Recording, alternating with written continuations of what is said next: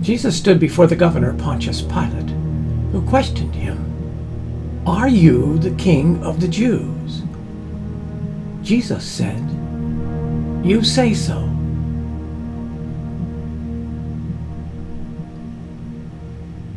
Now, on the occasion of the feast, the governor was accustomed to release to the crowd one prisoner whom they wished.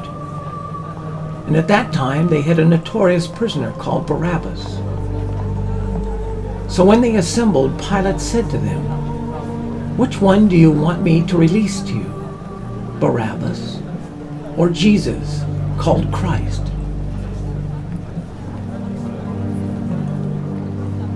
The chief priests and elders persuaded the crowds to ask for Barabbas, but to destroy Jesus.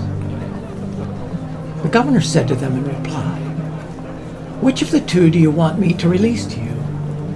They answered, "Barabbas." Pilate said to them, "Then what shall I do with Jesus called Christ?" They all said, "Let him be crucified." But he said, "Why? What evil has he done?" They only shouted the louder, "Let him be crucified." Then the soldiers of the governor took Jesus inside the praetorium and gathered the whole cohort around him. They stripped off his clothes and threw a scarlet military cloak around him. Weaving a crown of thorns, they placed it on his head and a reed in his right hand. And kneeling before him, they mocked him, saying, "Hail, King of the Jews!" They spat upon him and took the reed and kept striking him on the head.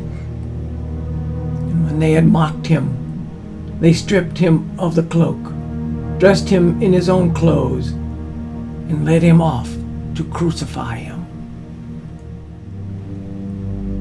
After they had crucified him, they divided his garments by casting lots. Then they sat down and kept watch over him there. And they placed over his head the written charge against him, "This is Jesus, the King of the Jews."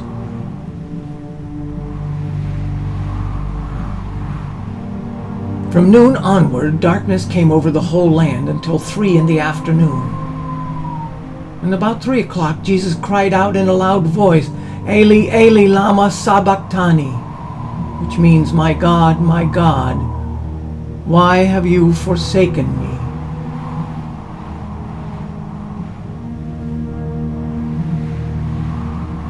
But Jesus cried out in a loud voice and gave up his spirit.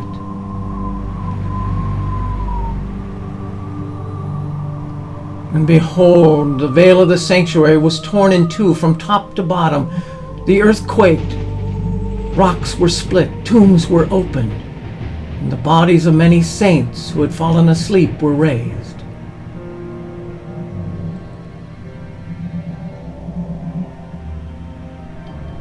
The centurion and the men with him who were keeping watch over Jesus feared greatly when they saw the earthquake and all that was happening.